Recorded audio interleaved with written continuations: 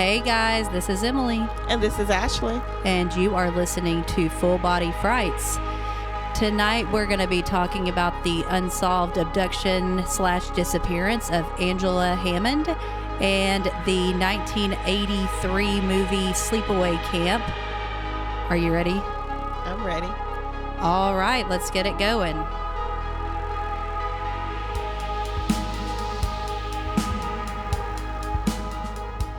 So first we'll be talking with our friend Elizabeth Wright, true crime aficionado, about the unsolved disappearance of Angela Hammond. And here we go. Okay, so today we're going to talk about the abduction of Angela Hammond in 1991, April 4th. And today we have a guest. Her name is Elizabeth Wright, and she's another true crime junkie. So hello. Hello. Okay, so I'm just going to quickly go over the summary and then we'll go into the details of the abduction. So Angela was 19 years old when she met her boyfriend, Rob Schaefer, in November of 1990. And then in January of 91, she became pregnant and they got engaged. And on the night of the abduction, which was on April 4th, so she would have been probably about, 4 months pregnant? Mm-hmm. She had gone to a family barbecue with her boyfriend, Rob, at her mom's. And they headed home around 9 o'clock because Rob had to be at his mom's by 10 o'clock to babysit his younger brother. And they made plans to meet in town once his mom returned a few hours later. So that would have been really late. But she dropped him off at his mom's house, and then she went to hang out with her best friend and cruise downtown Square. So that was at 10 o'clock, and then at 11:15 she left her friend and stopped at a payphone outside of a food barn. It was like a block of payphones. There was more than one there because she didn't have a phone at her house. And she wanted to call Rob and let him know that she was going to go home. And I guess instead of meeting out like they had discussed. They talked for about 30 to 45 minutes. And then she started talking about this older green Ford F-150 that was circling the parking lot.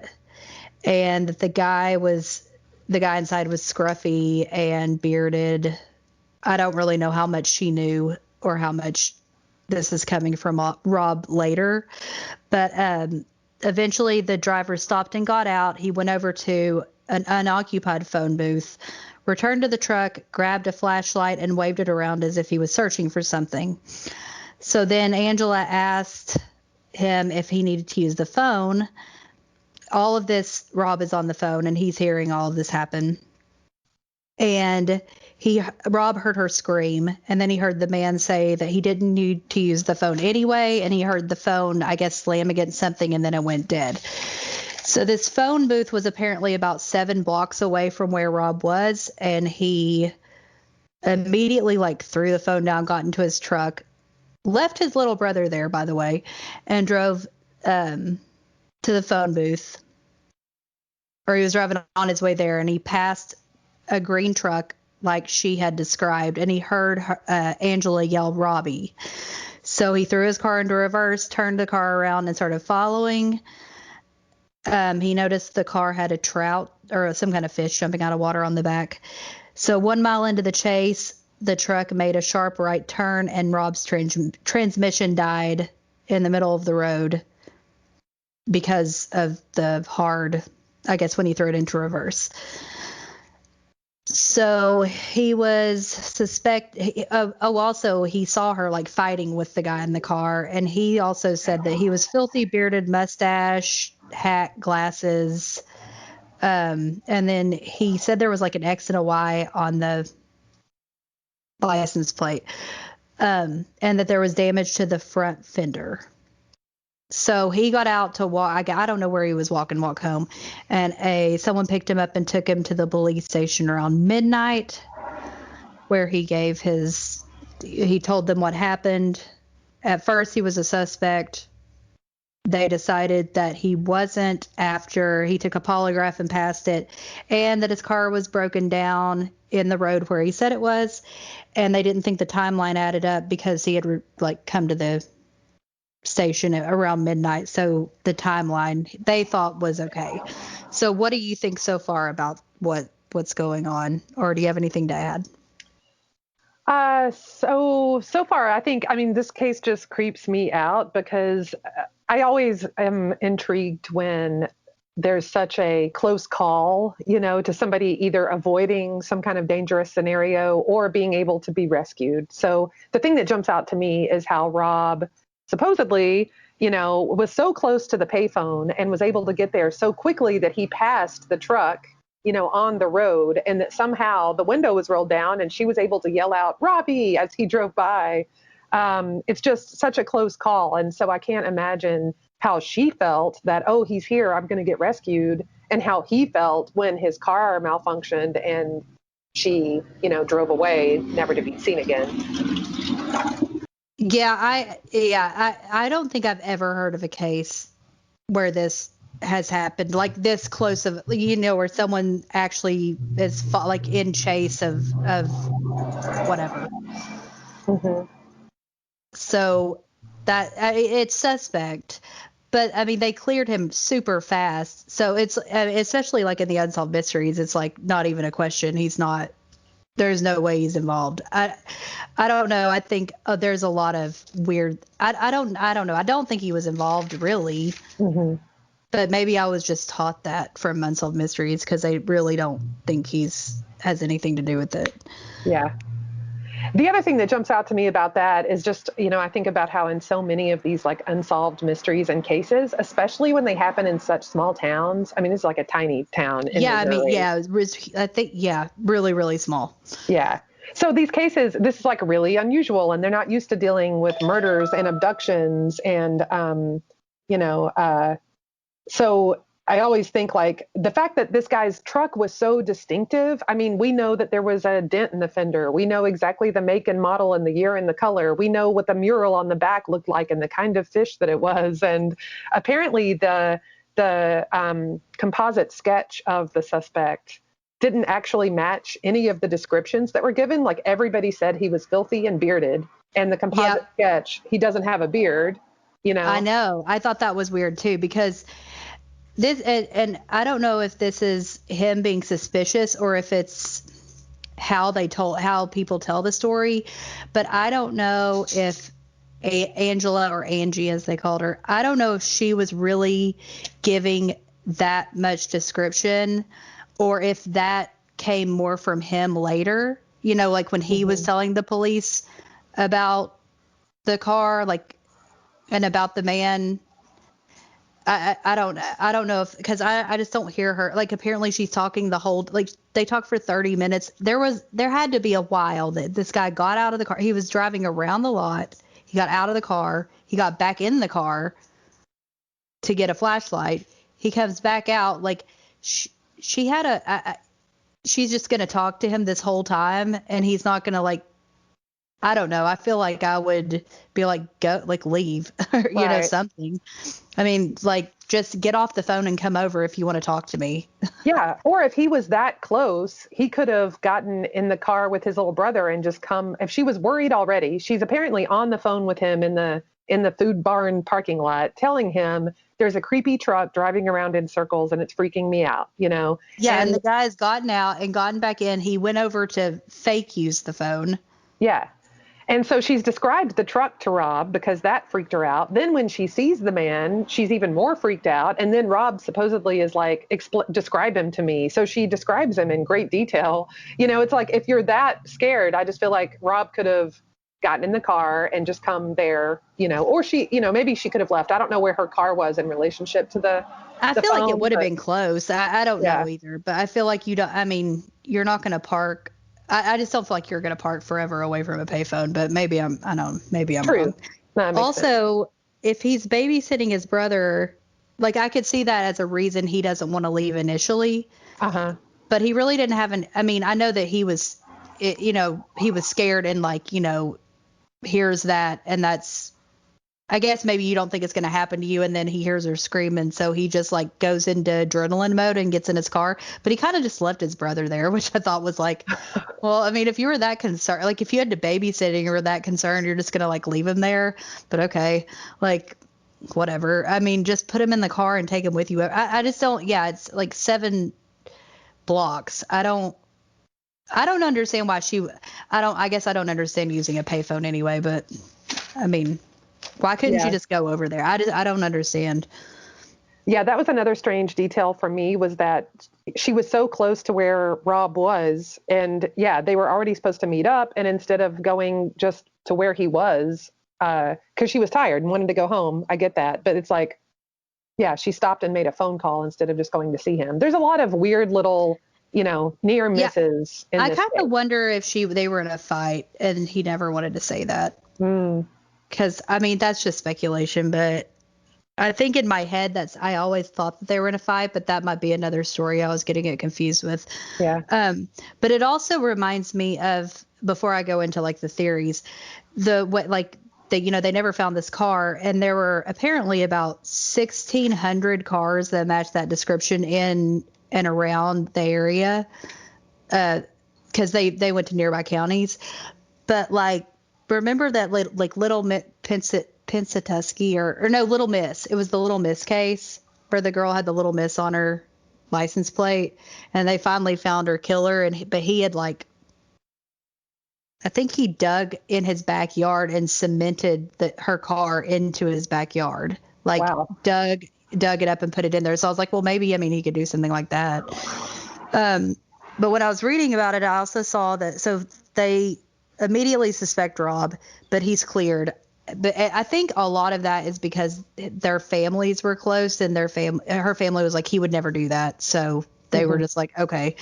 But she had an ex, 17-year-old Bill Barker, and there were rumors that he was the father of Angela's baby, but that was just rumors in town. But he denied it, and then he was cleared, and that's all I saw about it. Yeah, I haven't seen any more detail about that. No, I mean, it's just like, well, I mean, okay, so you're just whatever. Yeah, good theory. But... yeah, I mean, why wouldn't you look more into that? I mean, I know it's just a rumor, but... Well, I guess if she already said she didn't know who this car was, she didn't know this guy, she was scared, then it would have to be like somebody that the ex had been working with to lure her or something. Yeah, that's true. So, yeah. Well, yeah.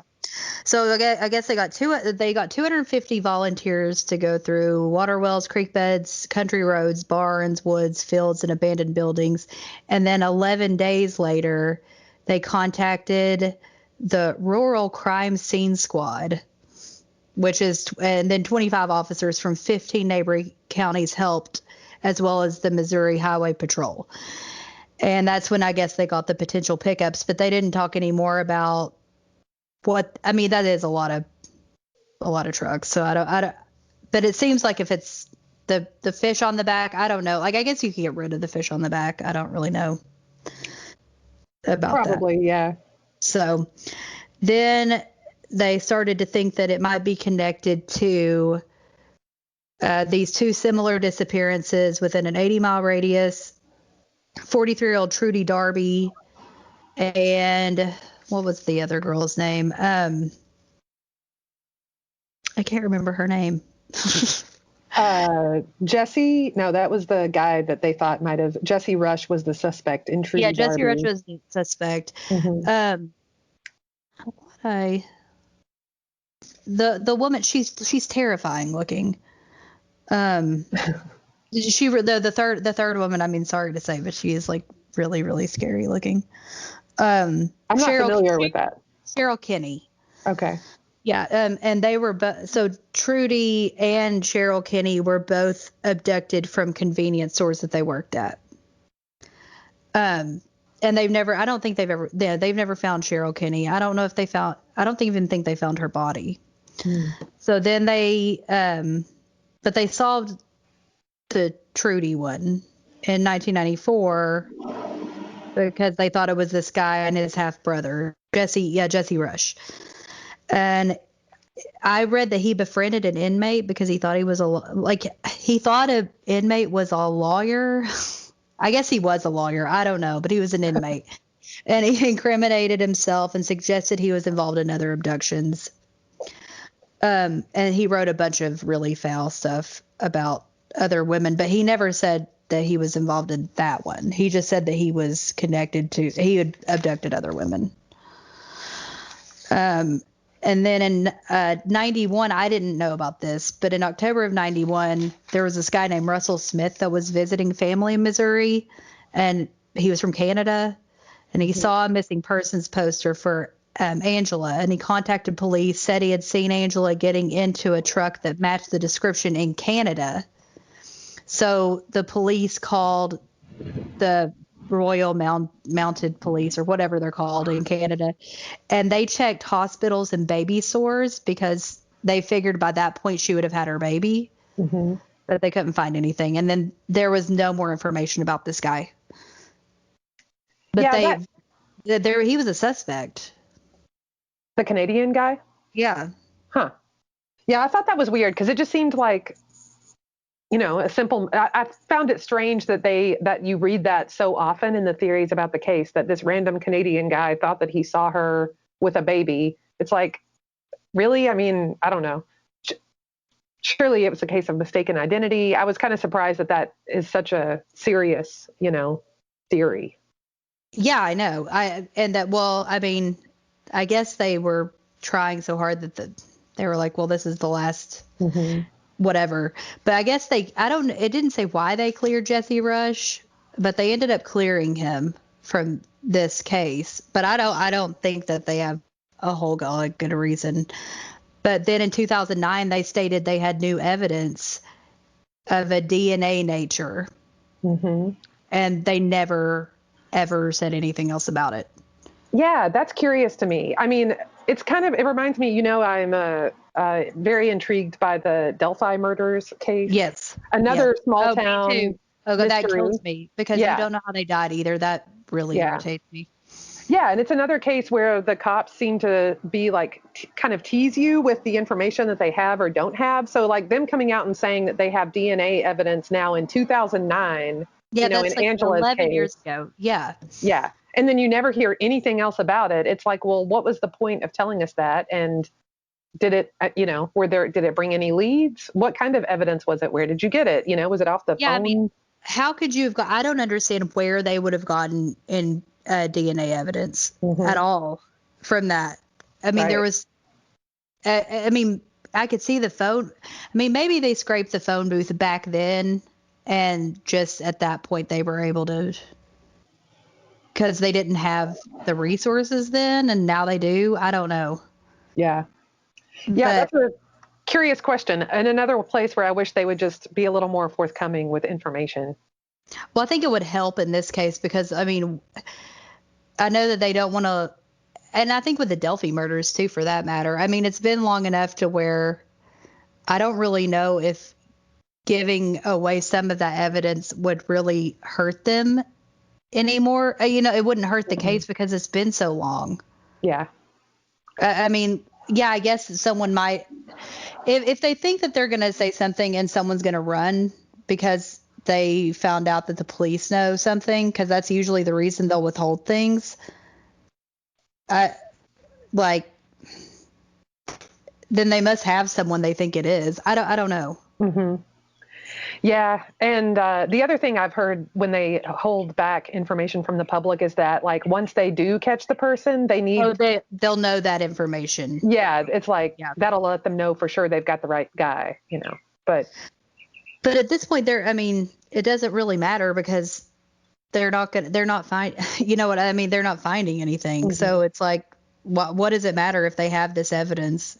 I mean, they could hold that's 2009. They've had nothing since then. So like, this was 1991 that this happened. I mean, at this point, just like let it go and see if we can find someone from it. Yeah. I don't know. But the other thing that I wrote down was that Kansas City is only 76 miles from Clinton. So it's very likely that they could have crossed into Kansas. Yeah, Kansas City is really close. And another interesting theory I thought was that Springfield, Missouri is not too far away. Yes, I read that too because of the Springfield, the three women that went. It's the three women that went missing there, right? Yeah. Yeah. And they haven't found that person either, have they? No, it's like a complete mystery, and it's a really baffling case. And Yeah. I mean, it's not really similar because those three women went missing out of a home. It was like a mom and her daughter and her daughter's Yeah, friend. after like the party, Yeah. the girls were at a party or something like that. Yeah. Yeah. But yeah, there's Springfield nearby, Kansas City nearby, and then looking at a map of like where the phone booth was back in the day, it's right on a highway. And if you take that highway south towards Springfield, it leads you to like this huge state park, the Harry Truman State Park, with all these like rivers and lakes, so it's kind of like there's a lot of ground there to cover in like possible places that she was taken or where her body could be found, et cetera. Well, there's a lot of. We were actually doing this podcast this week about people that have disappeared in national parks and how they're like people. I don't think people realize that.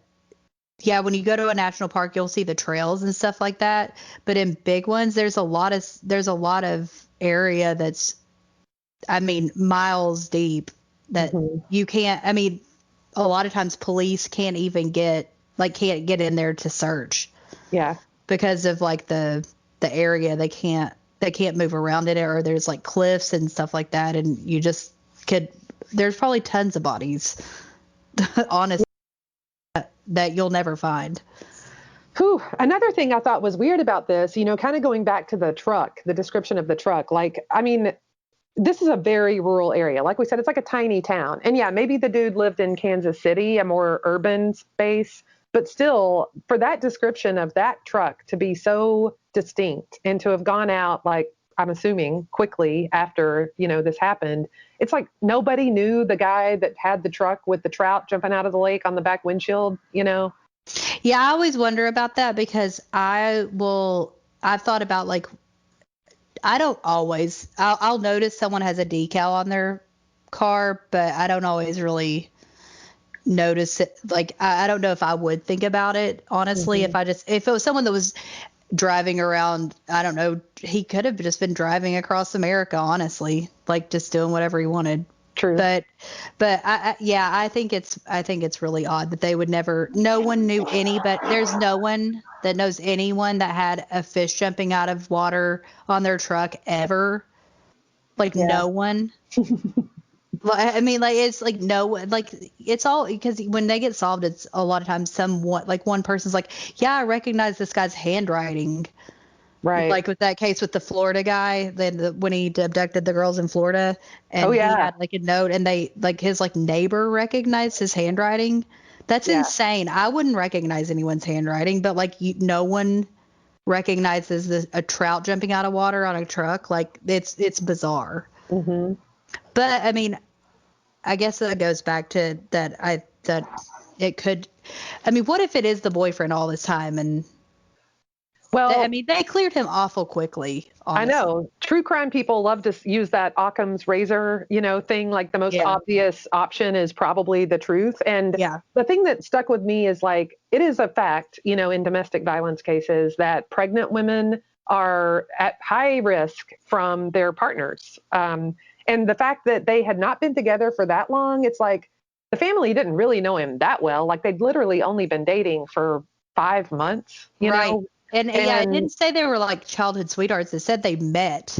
Yeah. And I mean, maybe I'm wrong and maybe they knew each other before, but as far as I've read, they just met each other then. Yeah. So, people can put on a face and be like publicly, like the good guy, the football player, which he was trying to go into the military, and like have a dark side. We saw the like Shanann Watts case in Colorado where her husband was capable of horrific things. Well, also, if there was if that's true that there was a rumor going around that this other guy was like the baby daddy. I mean, that could have made him mad. Yeah. I just think it's weird that and we're led to believe it too because when I watched the case first on Unsolved Mysteries, it was like they never thought for a second that this. Or it's shown that he's never thought to have been a suspect, or they breeze by it. They're like, he was a suspect for a second, and now he's not. See, And so you're just led to believe that. But it's like that was also leading me to believe that. Mm-hmm. That's another small town cop thing, I feel like. It's like the all-American good guy in town who was the football star on the high school team.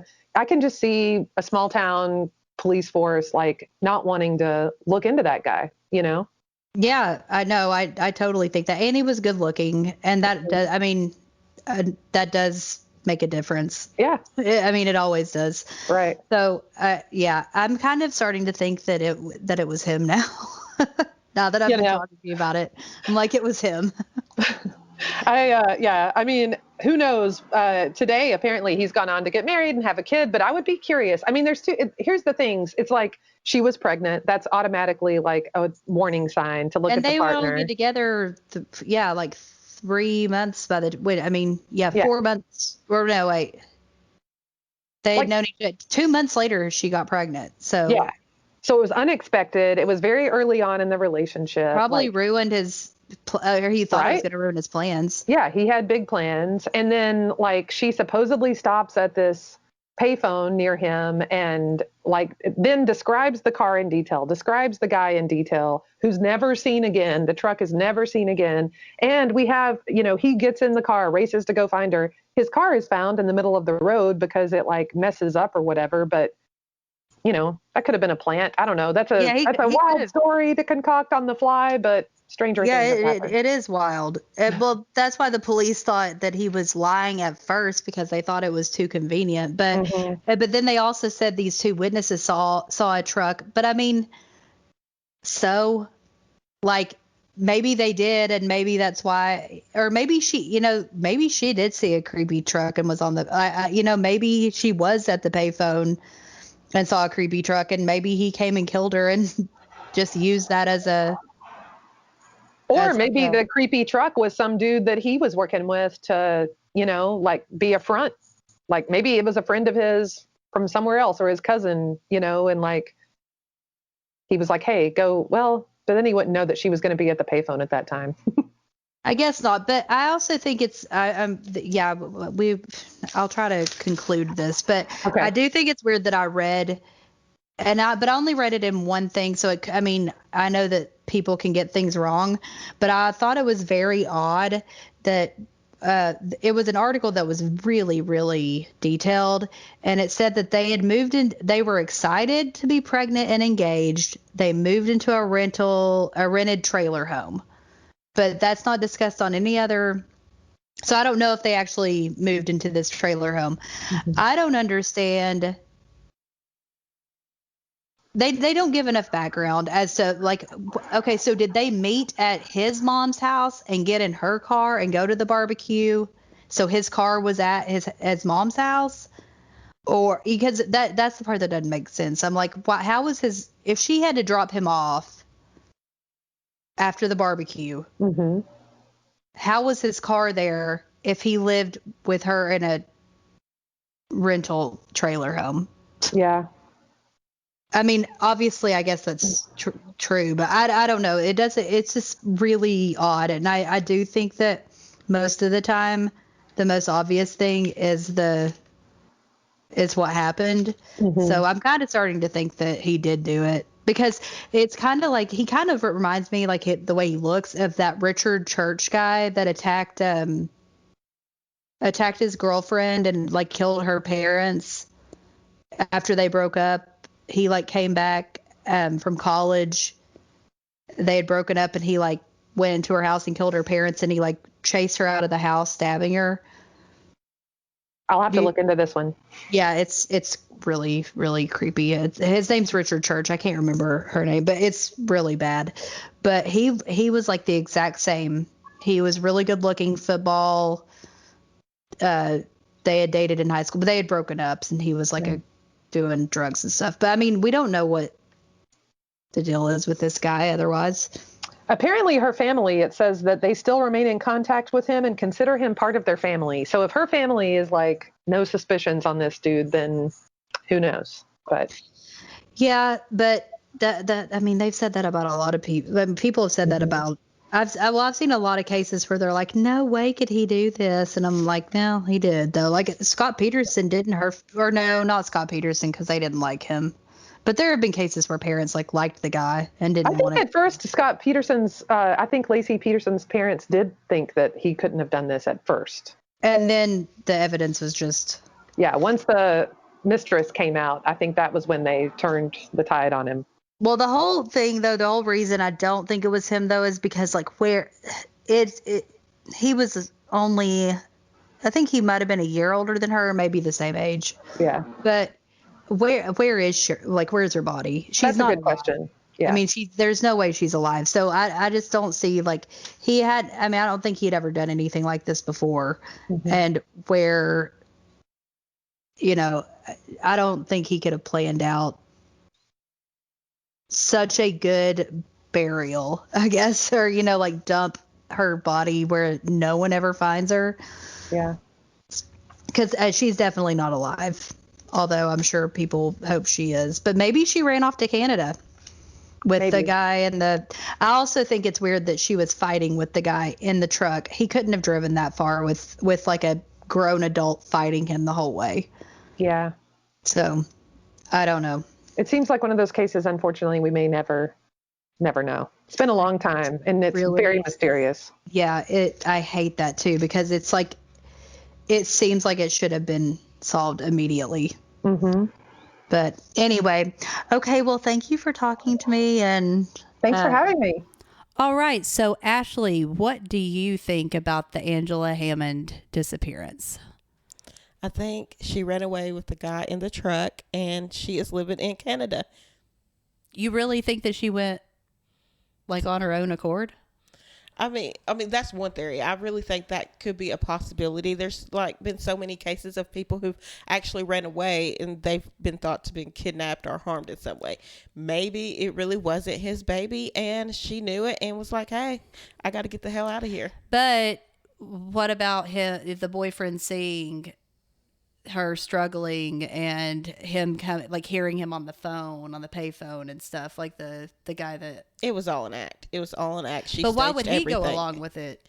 No, the boyfriend didn't know anything about it. I know, but you think like even her in the car, like trying to, that could have been an act. I hadn't even thought about that. I do not think that that's the case, but I think that's a really interesting theory that I don't think anyone has talked about at all, ever. I mean, that guy in Canada said he's seen her getting out the truck with the baby. That is a huge possibility. Right. Maybe she ran off with that guy and had the baby under an assumed name.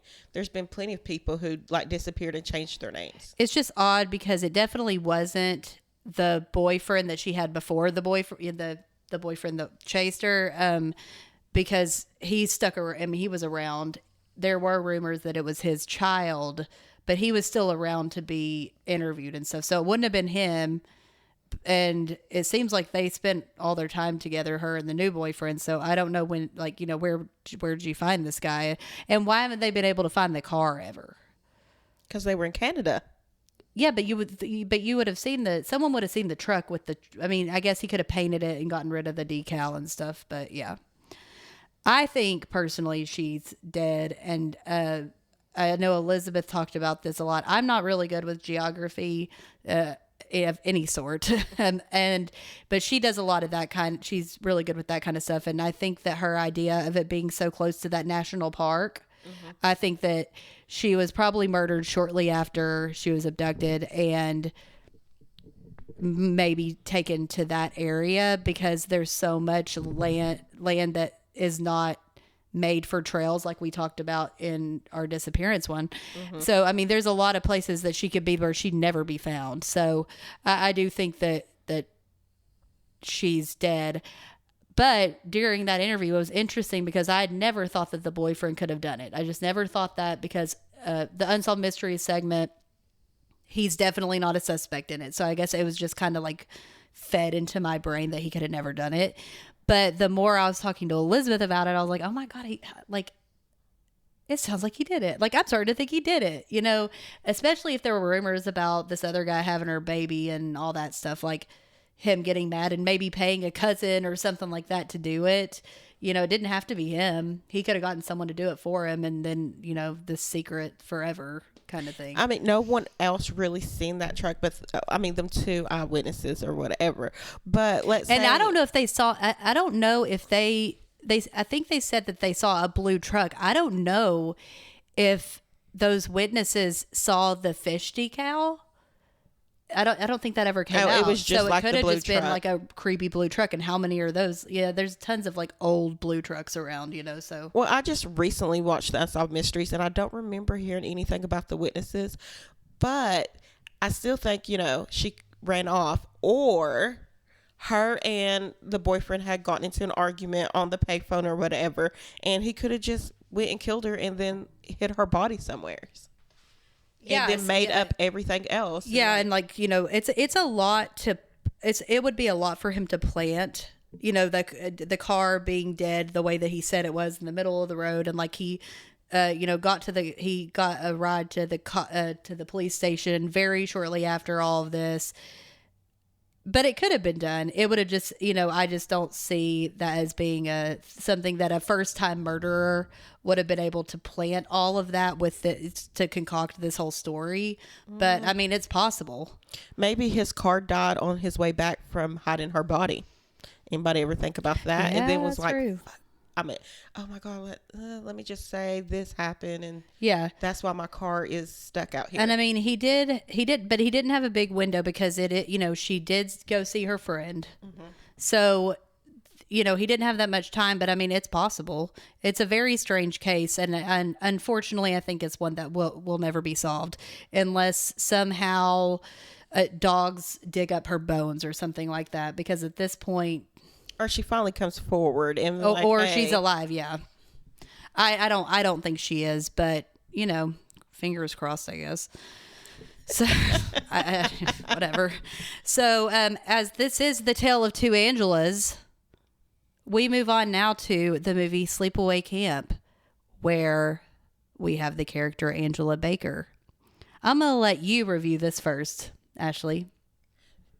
Do you want to talk about? I do want to talk about it. Yeah, then we review it? I probably should read the back. I just feel like everyone has had to have seen it, but Well, not really, because I just recently came across the Sleepaway Camps really? About 2-3 years ago. Yeah. Oh my gosh, this is one of my Amazon. first. But okay, so on the back of my copy.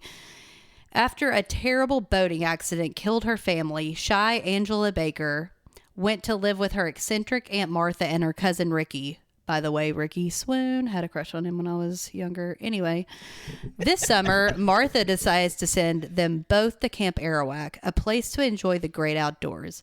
Shortly after their arrival, a series of bizarre and violent accidents begin to claim the lives of various campers. Has a dark secret returned from the camp's past, or will an unspeakable horror end the summer season for all? From its grisly makeup effects to the truly shocking and unforgettable climax, Sleepaway Camp is no ordinary slasher film. It's a cult classic. I absolutely love the movies. I do too. I love them. So I'm going to let you review first. Okay, the twist at the end, I didn't see that coming. I should have. I don't think anyone should have. How could you see that coming?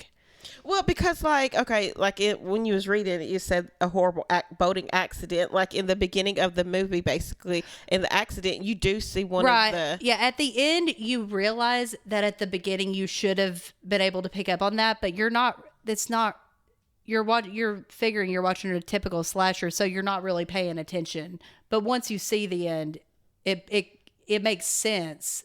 But I still don't think anyone would see it coming on that level. Well, because I just rewatched the movie again, so I could be fresh for this podcast. And if you look at the boating accident and you see which child pops up, then you should know.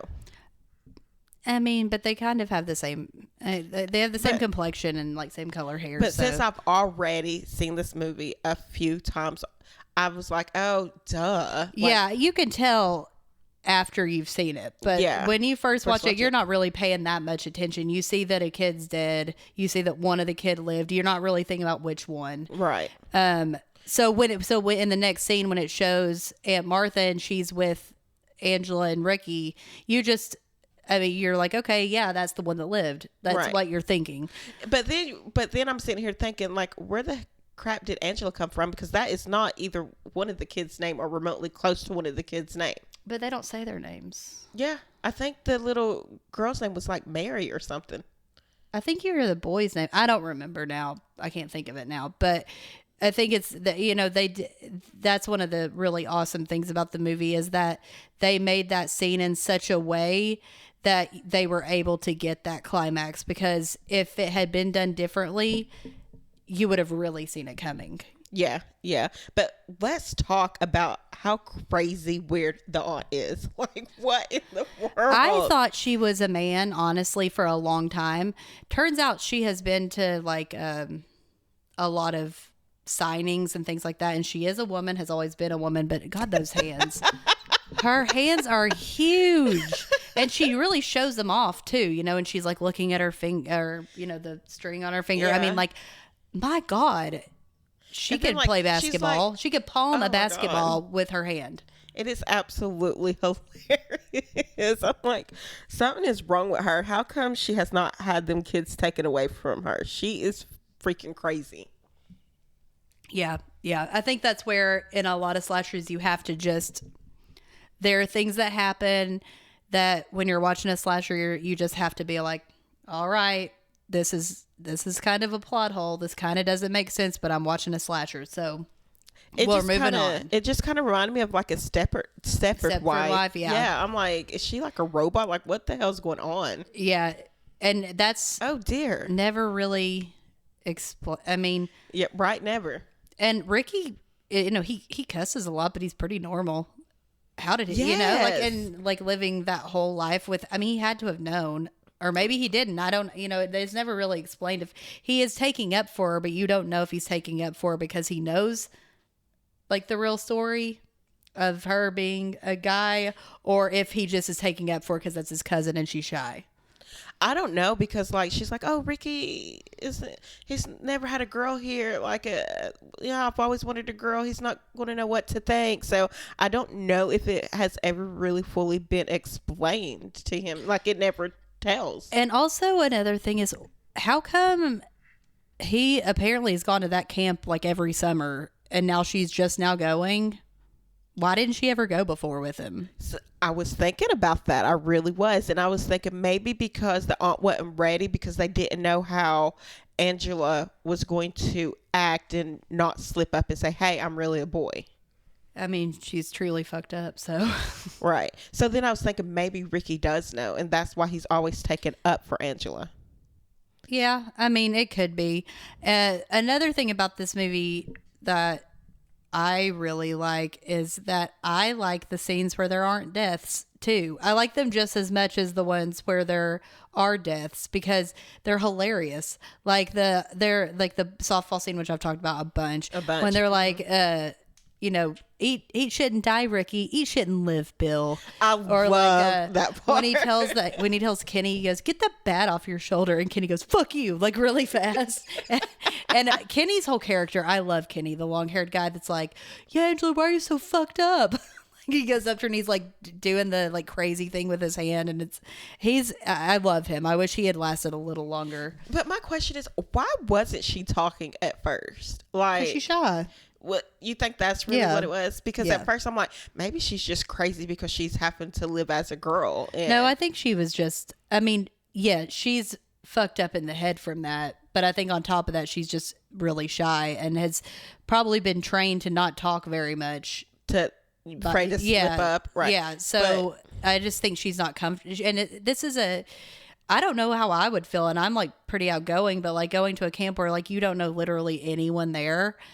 I don't know if I would talk that much at the beginning. I would talk more than that. But I mean, I it's wouldn't normal talk to be either, shy. but like, and then like the one person that did get her to open up, she kills Paul. Mm-hmm. Like, Paul, oh. Well, But he really found her secret. Yeah, like, do you think that's why? Yeah. I think that by that point, She just snapped? she had committed so many murders and in such like awesome gruesome ways, by the way. Like the first murder, I feel like is 1,000% justified. That little perv creep. Oh yeah, like he deserved well, it. I mean, and none of the characters you're really that upset like that they died. They're all like Judy, they all. oh my I mean, God. I love Judy. I really do. Like, I love her. I think. I mean, she's a bitch. She's awful, but she's hilarious. And I like Meg. I mean, I think they're good characters in the movie. I think they're fun to have in there. And then you have Kenny, who's an asshole. Like the guy with the bees. I can't remember his name, but he's like way too old to be going to camp. He looks like he's like 30. But like they all have their reasons why they get killed. And I know that in order to like throw people off, they used Ricky's hands in a lot of those scenes, like the scene where he pushes the chef or she pushes the chef into the boiling water. Those are actually Ricky's hands because they wanted to throw people off and they want to make you think Ricky's the killer. So they actually used him in most of those scenes. So you wouldn't think it was her. So, okay. So like I rewatched the movie today so I could be fresh. Okay, so I could be fresh and like remember every little detail because it's been so long since the last time I've seen it. And then I was sitting here like, I know who the killer is. I know 100%. But is it not Ricky? Yeah, I mean, he's a good red herring, and also I just love his character. I've always laughed really hard at all of his, like all the stuff he says when he like just like spouts off all these curse words for no reason, and like that cowboy hat he wears in the party.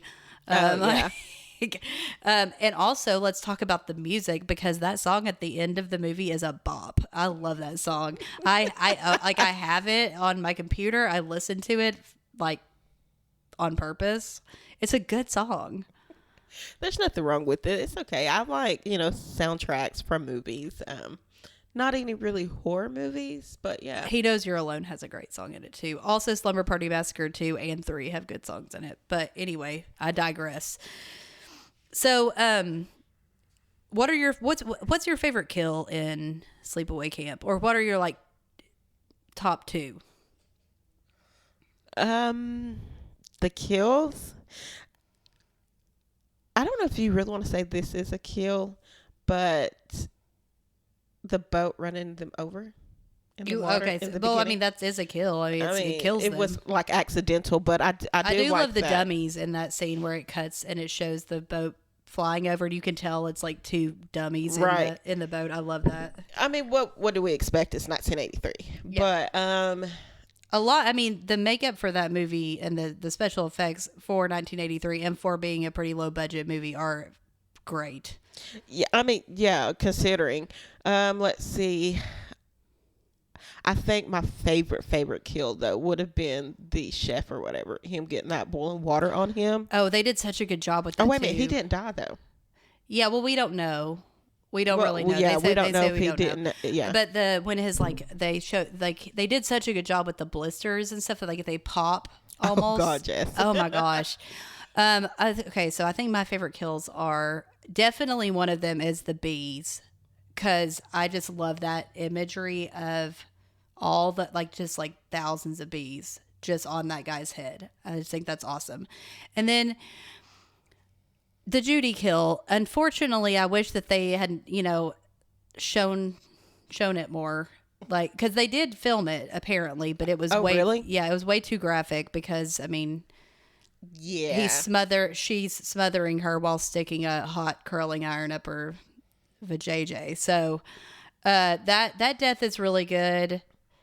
I mean, I love Kenny's death too, and especially the next day. I love that actor that's like screaming about Mel this, do this, and then he turns over the boat and it's Kenny with like the water snake coming out of his mouth. Oh yeah. I liked. I mean, I'm sad that she killed him.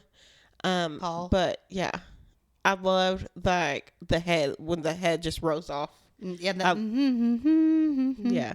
Well, I mean, the humming part, it was just the decapitated head that I liked. I know, but it's creepy that she's just like humming and like petting his head. Because she really liked him. And then my thing is, okay, does she really? He cheated on her with Judy. Let's remember that he, like, Paul's maybe that's why not she a killed great him. guy. That's why she killed him. Like, and he called her a prude. Yeah, and then he makes that was Mm-mm.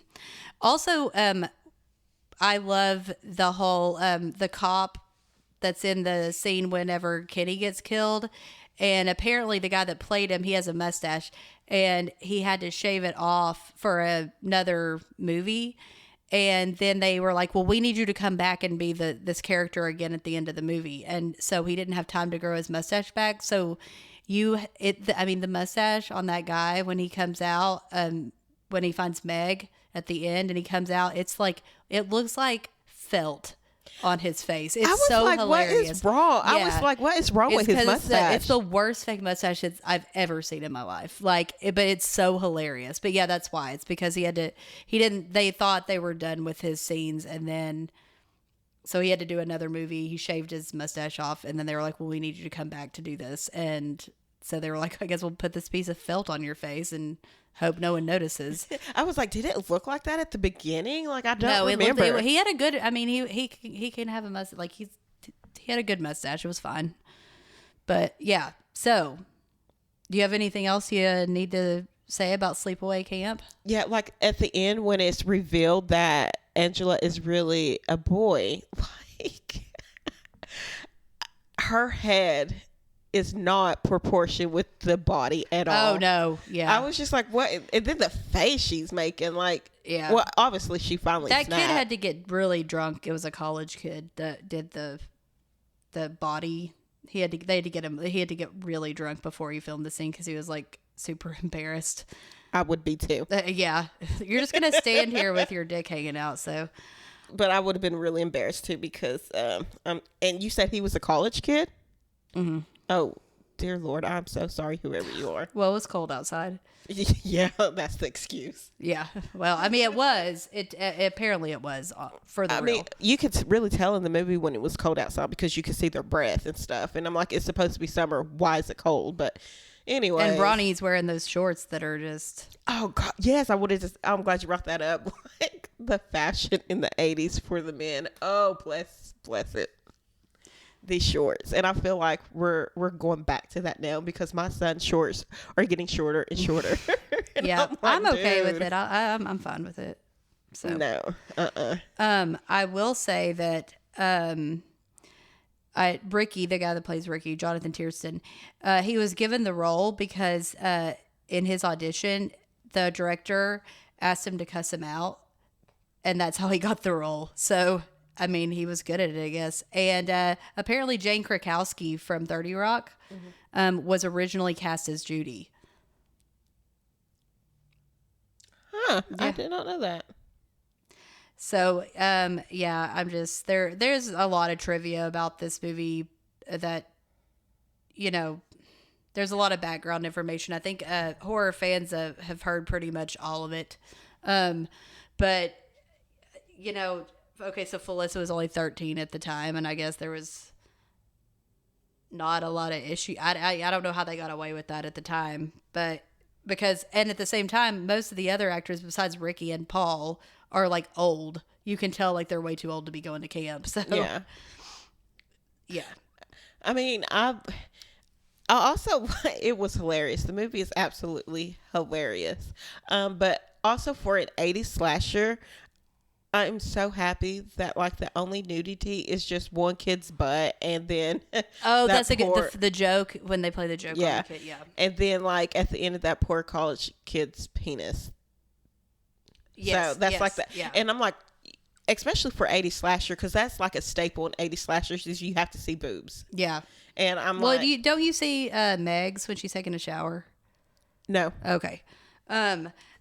Also, I met Felissa Rose once, and it was amazing, and I freaked out. I was like, ugh, it was embarrassing. But she dated the guy that played Ricky on and off for a really long time, and we actually called him while I was like meeting her, and we talked about how he hated his frosted tips now, because at the time he got into having frosted tips, and we were like, what's up with that? Because I asked her, I was like, yeah, I mean, like, he's cute and everything, but why did he bleach his tips? And she was like, I know, right? Don't forget to tell them about how you freaked her out about going on and on about the baseball scene or softball, whatever. Well, I was like, oh my God, I love this movie so much. It's like my favorite. And like, I just love the softball scene. And like, and she's sitting here like looking at me and I'm like sweating. I look like I just taken a shower. I'm sweating so much. And she was like, I really don't think I've ever met anyone that likes this movie as much as you. And I was like, you're just saying that. But then at the same time, I was like, I'm being a total freak. So, like, I probably, yeah. Out of everything to talk to her about, you're talking about a baseball scene that she's not even in. Yeah.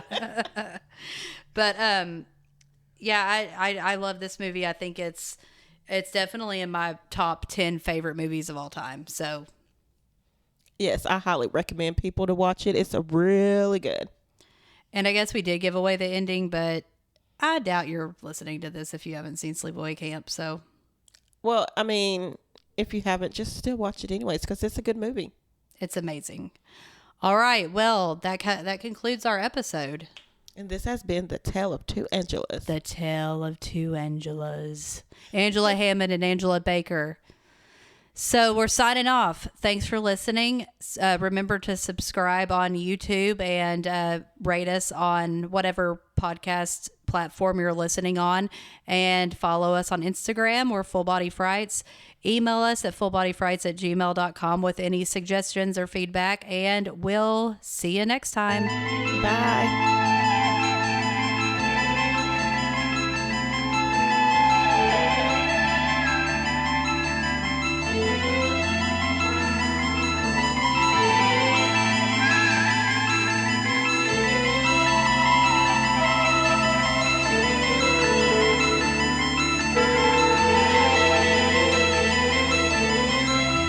When I look into your eyes, it comes as no surprise. You're slipping away.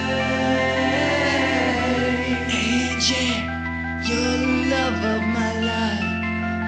It's so cold at night. I'm begging you to stay.